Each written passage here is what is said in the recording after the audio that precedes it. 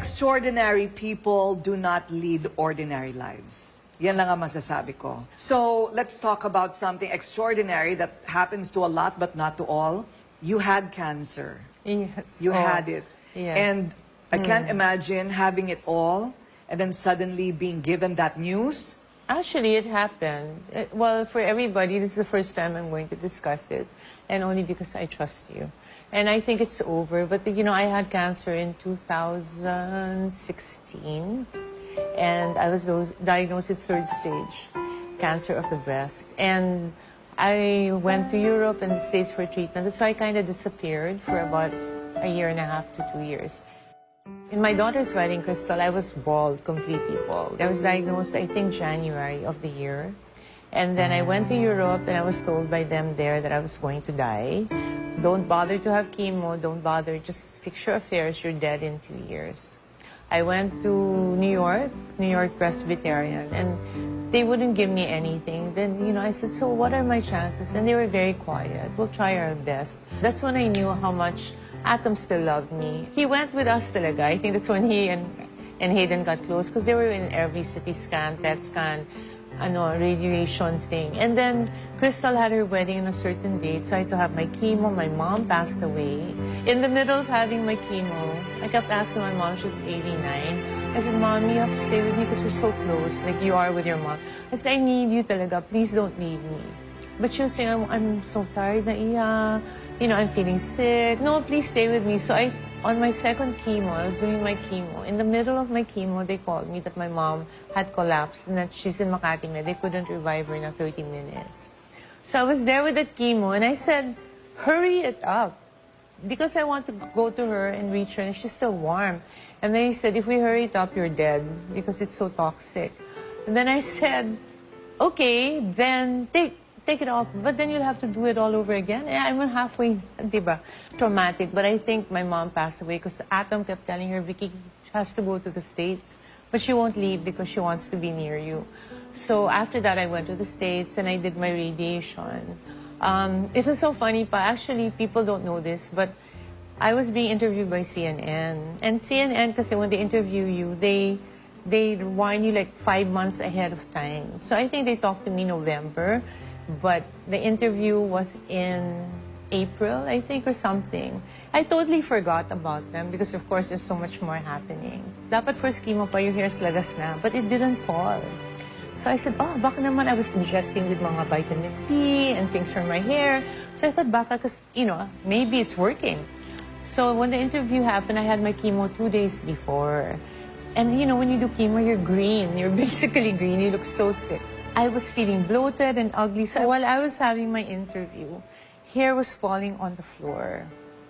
And so I would look at my people and say, am I getting bald in front of CNN? Because while they're interviewing me, the hair was falling and it was plenty clumps. And then the helpers would come and make, bring it out with a walis, diba? And they said, no, you're okay pa, you're okay pa. Anyway, I couldn't concentrate on the interview kasi, of course, ang hirap noon, diba? So they asked me a question. They said, what are your plans for the future? If you have cancer, kasi wala kang plans. You just want to get well, and you don't want to plan. I don't plan, because I don't know if I'm going to be alive or not. And they told me pa, I'm going to be dead. So, you know, so I'm like, I couldn't answer. I couldn't, you know naman how I answer. Ang bilis, di ba? So I looked at them, and they go, do you have plans for the future? I said, do you know Hayden and I have a baby? And Scarlett was 1. And they go, what?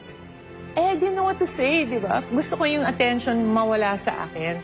I said, Hayden and I have a baby. Ibaba niyo nga si Scarlett.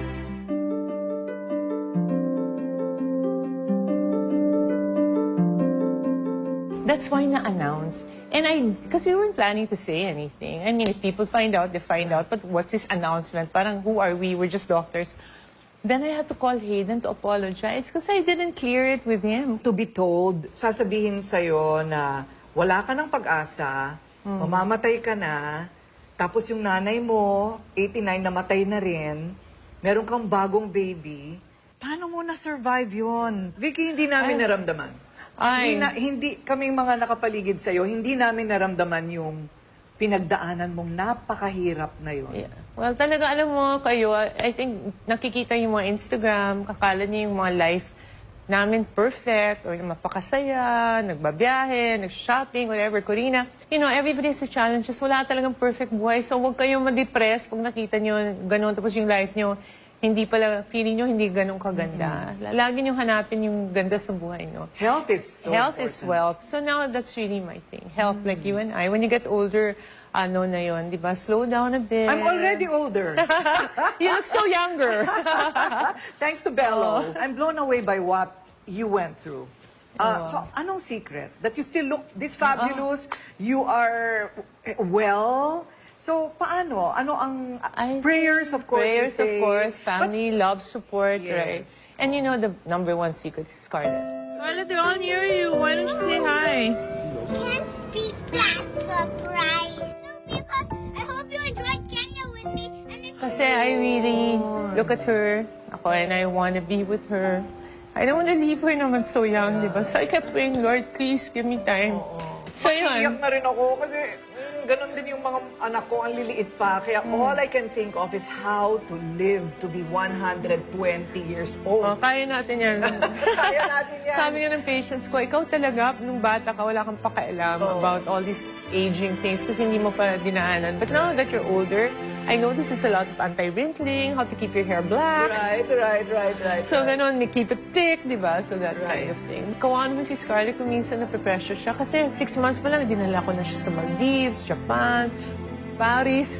Kasi in my mind, I want to be with her. When she does, hey, she's only 6 months, how can she? So, ngayon, super enjoy ako. Yes, ma'am. Thank you for doing this. Kasi 7 years old is a really good age. It's such a privilege and an honor to be trusted with that story, Vickie. So thank you for sharing, and believe me, in this moment, you have inspired so many. I think it's important you tell that part of your life Right. story. And since we're